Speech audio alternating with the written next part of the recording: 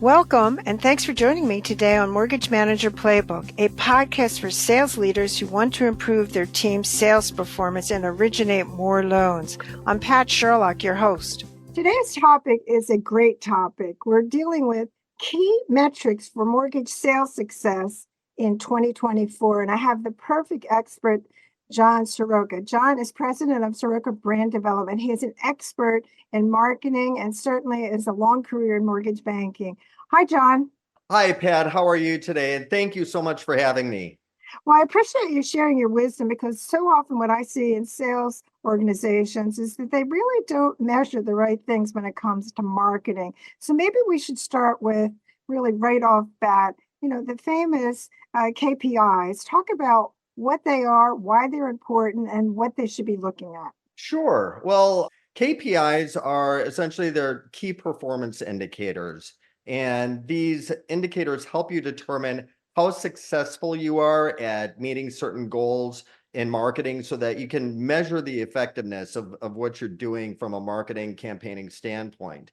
And to bring these into the context of specifically mortgage loan origination, KPIs could be like the number of new leads generated from a specific marketing campaign, the conversion rate of leads into actual applications, or the cost per lead. But I think it's important to note that before the lead, there are other KPIs that you need to pay attention to, like that are very significant. Like, for example, email opens and click-throughs, social post interactions, maybe mailers sent, how many contacts you make with your referral partners on a daily basis, and things like that. And keeping track of all of that data and consistently reviewing it so that you can identify trends is really important.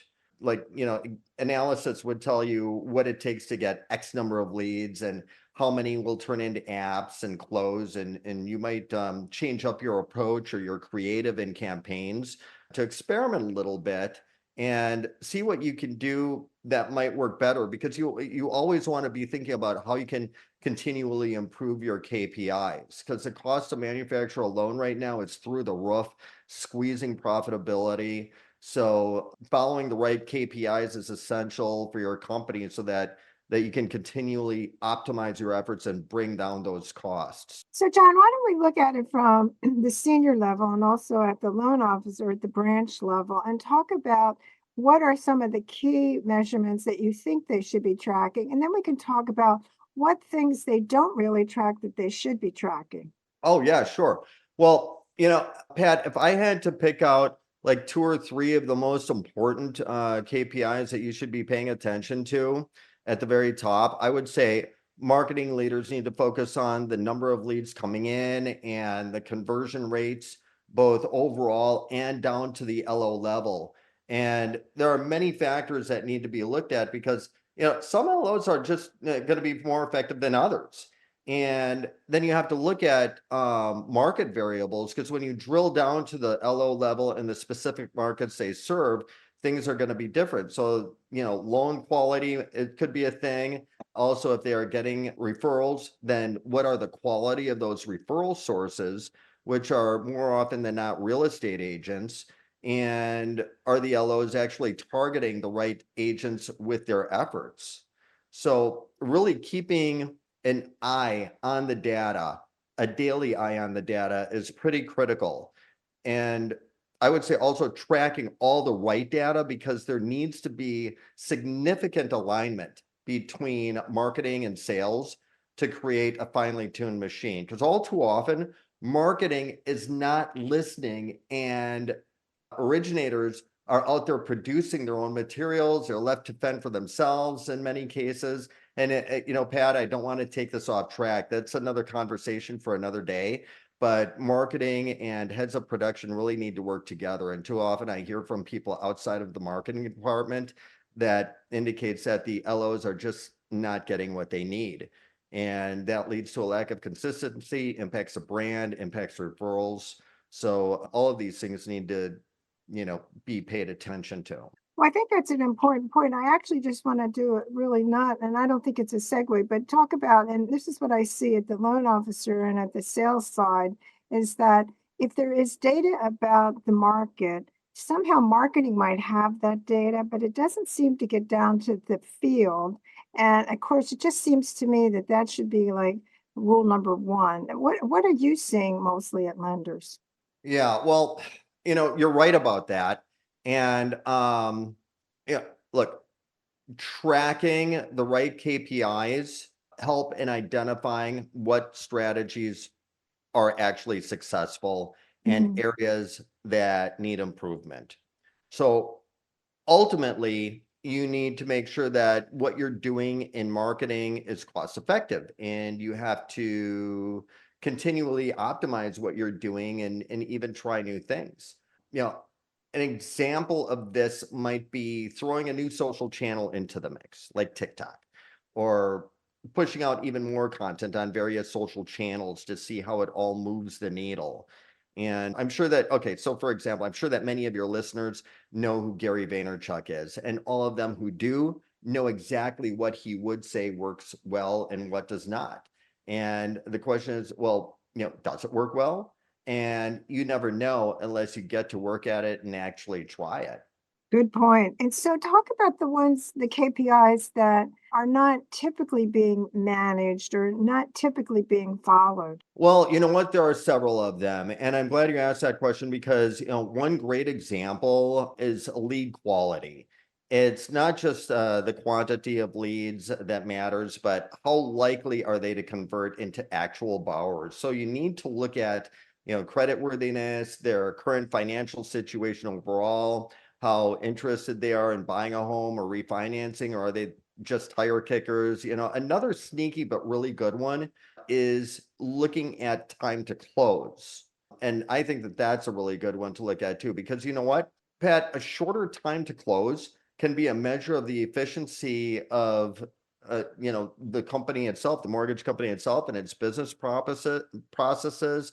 And the more efficient you are, the better your borrower satisfaction. And this all impacts future referrals and borrower loyalty. So I would say that that's a very good one to track. Another one, and you know what, this comes from direct experience. I'll tell you, website and digital marketing metrics seem to be very much underestimated in their importance. And I'll tell you why. My evidence is simply that most of the mortgage lenders that I talk to, one of the first things I do is, even before I get on the phone with them, I asked my team to run some reports on their websites. We see a lot of problems with SEO quality, site errors, many content issues. And you know what? The website tells the story of what's going on in the marketing department. I mean, think about that. It really does. And then if they are investing money in search engine marketing or SEM, we see a lot of money being wasted by not focusing on the right keywords, using boilerplate type ad copy, generic landing page templates. And we also see a lot from budgeting standpoint that does not look good. So these days, how potential borrowers interact with a website and online content provides really deep insights that marketers can use. And looking at the metrics like website traffic, session duration, bounce rate, interaction with online tools like mortgage calculators, this can all tell you a lot. And let's see, one more, I would say the cost of customer retention.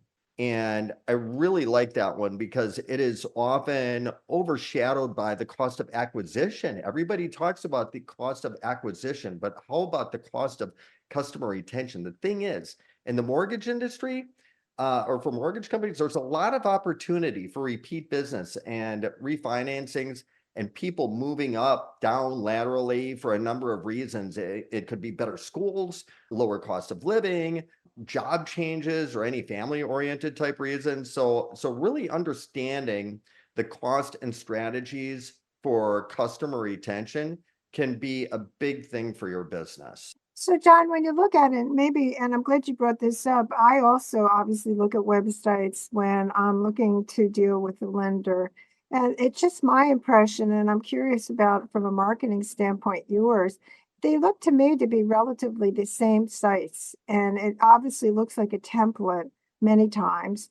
And I don't know that there's really original thought going into it. So, what is your thoughts on that? Yeah, let me give you my thoughts. I agree with you, but you know what? A lot of times, the reason why a lot of mortgage company websites look very similar is because there's a lot of thought put into the templates to begin with, and there's a lot of thought put into website design. And it's because if you see a lot of companies with very similar templates, it's Hmm. because they work. So, there's no reason to, and you probably shouldn't try recreating the wheel. If you're, like if you look at some of the top mortgage companies in the industry, like the top 5 or 10, and you see what's working for them, why would you want to do something completely different that's untested? So, I can go along with the concept of designing a website that looks similar to some of the top people in the industry, the top companies in the industry. As far as original thought being put into them, look, that comes down to that's somewhat of a question of branding, right? Because Hmm. every single company needs to have its very own corporate personality. And again, referring to the top 10, if you look at the top 10 websites out there, all of them are going to have a different personality. They're going to have different ways of just speaking to you. They're going to have a different look and feel. Their key messages are going to be a little bit different. So just like no two people are the same, no two companies can be exactly the same.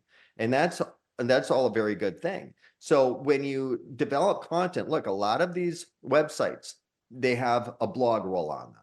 And Hmm. you look at the content and you look at these blog posts, and there are very obvious things that need to be covered that could help the borrower move along the pathway to doing business with them.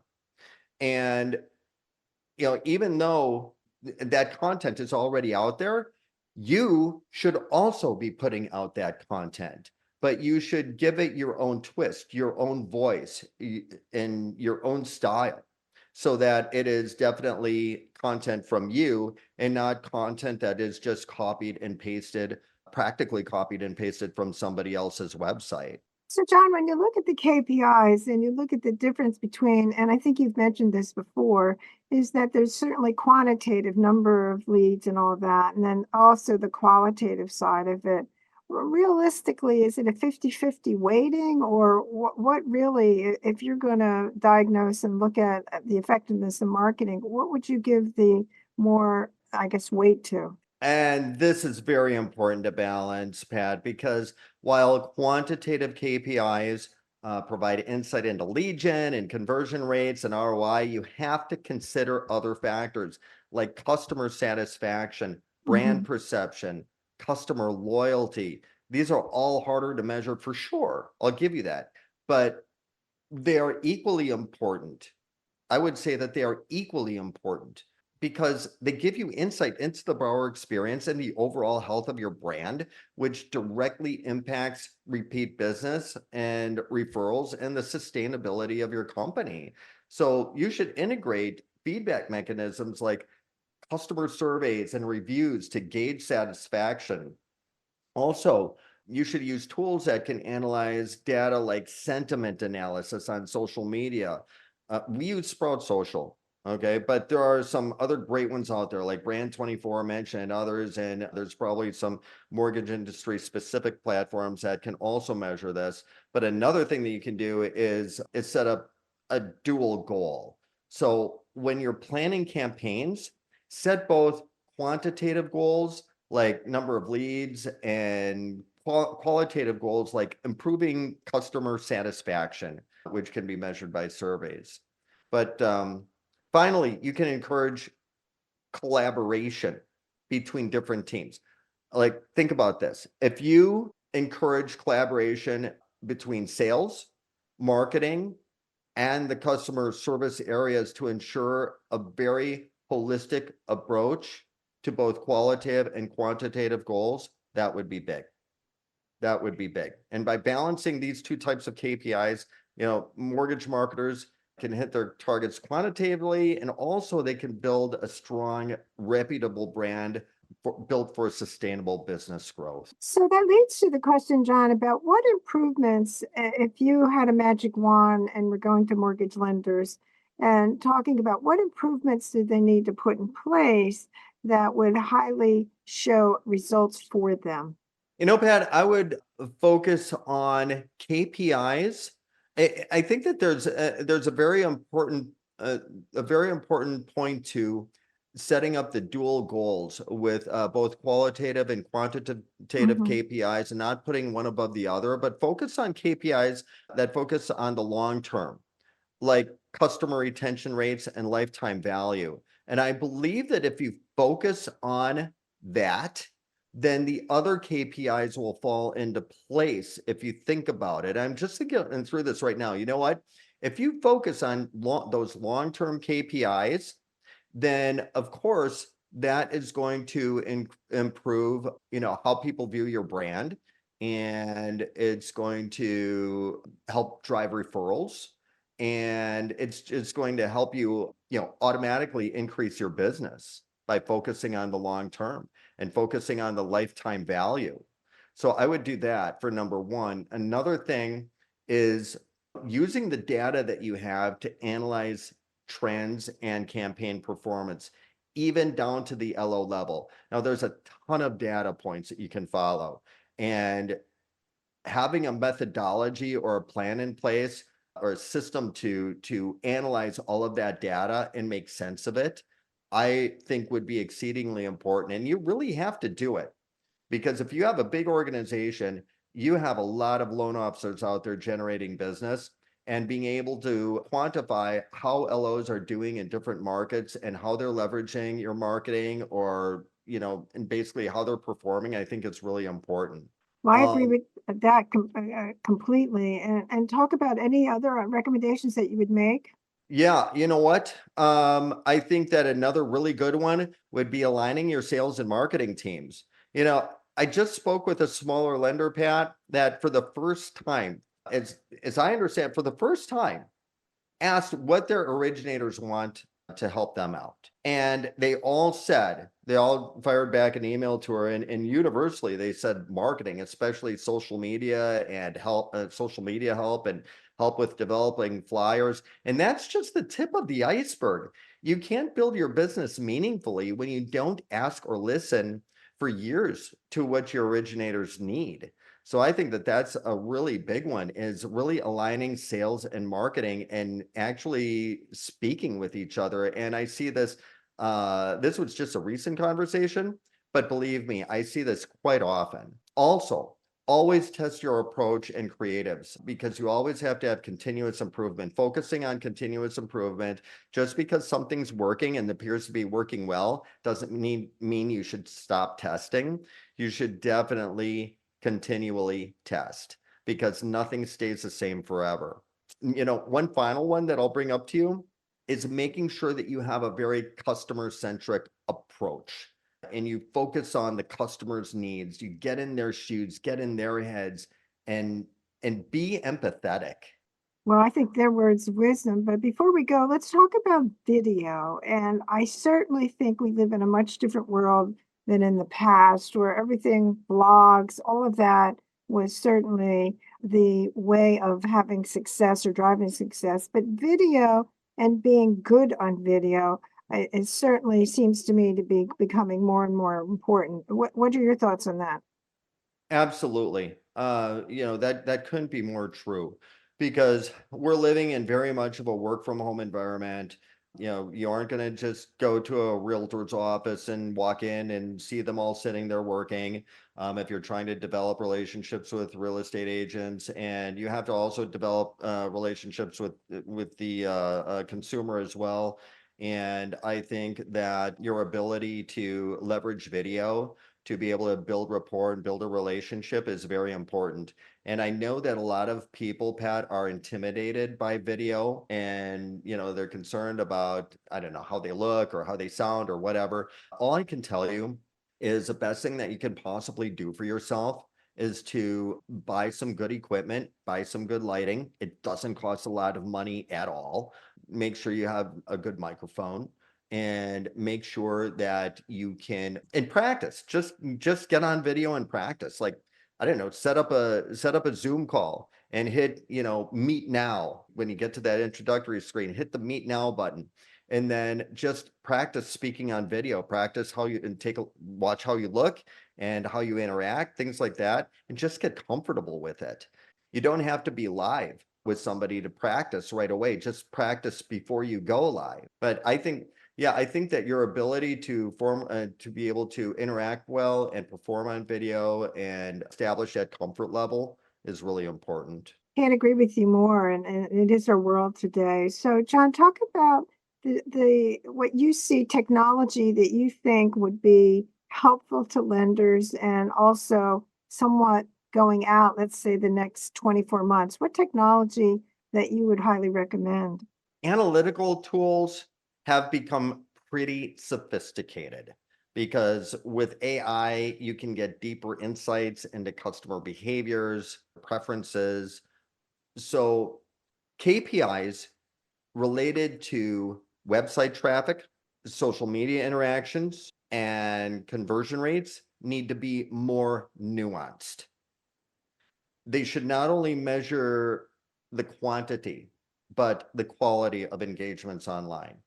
You can't ignore also the growing importance of mobile engagement. So you have to measure how well mobile optimized campaigns are performing and understand how people are interacting with your website and any online marketing from mobile. And plus, content, as we all know, is massive right now because everybody's trying to drive thought leadership. Looking at KPIs like time spent on blog posts, webinar attendance are important to help you understand how effective you are at nurturing potential clients.